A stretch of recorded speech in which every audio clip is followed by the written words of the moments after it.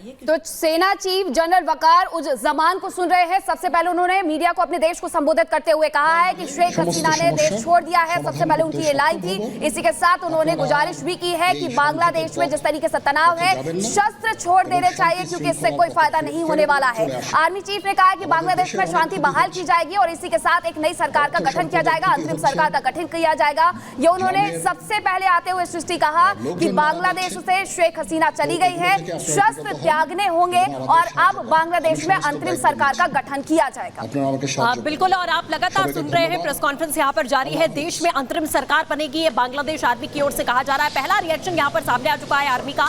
Army ने कमान संभाली, जिस तरीके से शेख हसीना ने देश छोड़ा, आर्मी की ओर से 45 मिनट का समय दिया गया और आर्मी चीफ की तरफ से ये बात यहाँ कही गई है कि अंतरिम सरकार यहाँ पर बनाई जाएगी। और जिस तरीके के हालात और आगजनी प्रदर्शन इस समय बांग्लादेश में हो रहे हैं और शस्त्र छोड़ने की बात यहाँ पर कही गई है आर्मी चीफ की तरफ से कि स्थिति को नियंत्रित किया जाएगा, ये भी आश्वासन उन्होंने दिया है और 48 घंटों में अंतरिम सरकार बनाएंगे। बांग्लादेश की आर्मी ये आश्वस्त करती हुई नजर आ रही है और आर्मी चीफ के नेतृत्व में सरकार, ये भी खबर इस समय मिल रही है। आर्मी चीफ की तरफ से ये तमाम बड़ी बातें कही गई हैं। 48 घंटे में अंतरिम सरकार का गठन करेंगे। तो सेना ने बड़ा ऐलान कर दिया है। 4:30 बजे ये प्रेस कॉन्फ्रेंस होने वाली थी, लेकिन हालातों को देखते हुए आपने देखा कि किस तरीके से आर्मी चीफ यहाँ पर सामने आते हैं और ये बताते हैं कि सेना पर जनता भरोसा रखे, विश्वास रखे, हालात को नियंत्रित रखा जाएगा और 48 घंटे के भीतर भीतर अंतरिम सरकार बना दी जाएगी।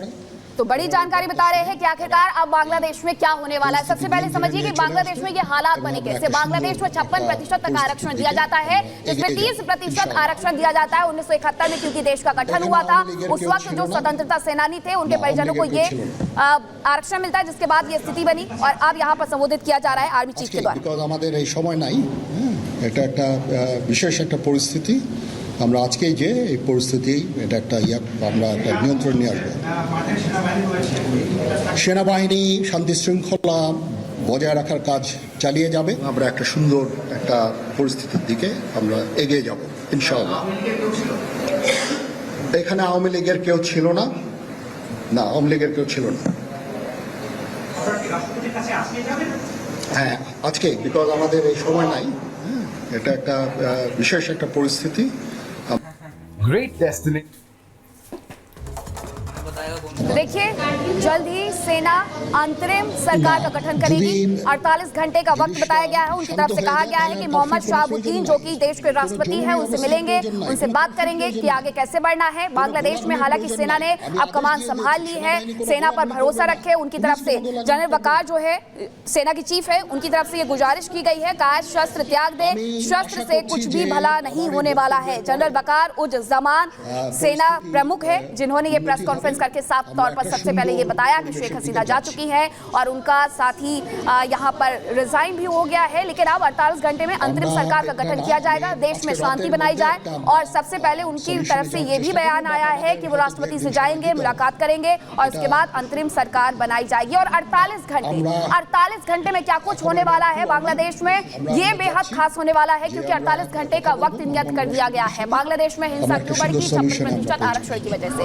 कोर्ट ने हालांकि इस आरक्षण को कम किया, लेकिन बावजूद इसके हिंसा नहीं थमी। लगातार ये मांग की जा रही थी प्रदर्शनकारियों के द्वारा शेख हसीना इस्तीफा दे दे। हालांकि शेख हसीना ने इस्तीफा दिया, लेकिन उन्हें देश भी छोड़ना पड़ा है। सूत्रों के हवाले से पहले ये खबर जरूर आ रही थी कि अगरतला में उनका चॉपर लैंड हुआ है, लेकिन इसी के साथ बीएसएफ के बड़े अधिकारियों का वहां पहुंच जाना साफ तौर पर यह इंगित करता है कि वो अगरतला में पहुंच गए और दिल्ली के रास्ते वो लंदन जा सकती है। सूत्र ये तक कह रहे हैं।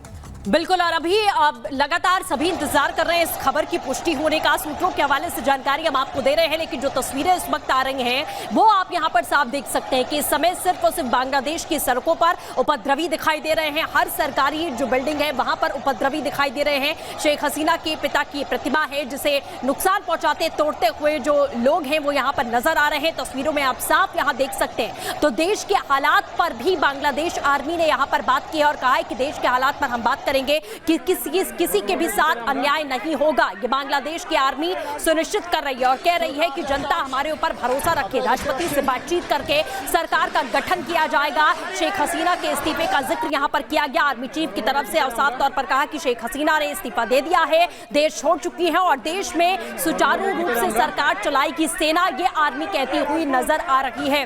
लेकिन फिलहाल जो हालात है वो कुछ और ही कह रहे हैं। जो शांति की बात यहाँ कही जा रही है वो शांति यहाँ पर दिखाई नहीं दे रही है। और आरक्षण का एक बड़ा मामला था जिसे लेकर पिछले कुछ दिनों में आगजनी होती हुई दिखाई दी। मुजीब की मूर्ति जो है वो गिराई गई है, सड़कों पर आग लगाई गई। 4 तस्वीरों के जरिए आप यहाँ पर देख सकते हैं। हालांकि शेख हसीना भारत पहुंची है या नहीं यह भी देखने वाली बात होगी। सूत्रों के हवाले से जानकारी तो मिल रही है कि अगरतला वो पहुंची है, बीएसएफ के बड़े अधिकारी भी पहुंच चुके हैं, लेकिन अभी पुष्टि का इंतजार है कि क्या वाकई शेख हसीना अगरतला पहुंची है और दिल्ली के रास्ते वो लंदन जाएंगी। जिस तरीके की जानकारी अभी सूत्रों के हवाले से मिल रही है। लेकिन ये 2 तस्वीरें हैं जो हम आपको दिखा रहे हैं कि कैसे आप देखिए प्रधानमंत्री आवास में भी दाखिल होते हुए नजर आए हैं कुछ लोग और तोड़फोड़ यहां पर मचाते हुए दिखाई दे रहे हैं। तो तस्वीरें आपको कुछ श्रीलंका में जिस तरीके के हालात बने थे कुछ वैसी ही तस्वीर आप इस वक्त बांग्लादेश में भी देखते हुए आपको नजर आ जाएगी। हालांकि सेना यहां शांति बहाल करने की बात कर रही है, लेकिन फिलहाल हालात पूरी तरीके से बेकाबू हैं। तो तस्वीरें भी लगातार आपको दिखा रहे हैं कि आखिरकार किस तरीके से यहाँ पर हिंसा भड़की है। हालांकि कर्फ्यू था, कर्फ्यू होने के बावजूद यहाँ पूरी तरीके से देश की जो जनता है वो सड़कों पर उतर आती है। जगह जगह हिंसा होती है, सरकारी संपत्तियों को आग के हवाले किया जाता है। और इसी बीच हमारे साथ रक्षा विशेषज्ञ प्रफुल्ल बख्शी जी जुड़ गए हैं। प्रफुल्ल बख्शी जी, जिस तरीके से ये खबर सामने आ रही है कि बांग्लादेश की पूर्व प्रधानमंत्री कहूंगी अब मैं, क्योंकि वो भारत पहुंच चुकी है और बीएसएफ के बड़े अधिकारियों का अगरतला पहुंचना, क्या ये साफ तौर पर ये इंगित करता है कि वो अगरतला पहुंचे? और इसी के साथ क्या भारत सरकार अब उन्हें आगे कहीं भेजने में मदद करेगी? जैसे 1975 के हालात बने थे और उस टाइम पे भी भारत सरकार ने आगे बढ़ के मदद की थी बांग्लादेश की। ऐसी बात है कि भारत बिल्कुल मदद करेगी, जो भी बन सकेगा भारत के पास। भारत में इतनी शक्ति है कि अगर कोई पॉलिटिकल असाइलम पे आता है तो भारत अपनी पूरी हैसियत के अनुसार उसका मदद करेगी।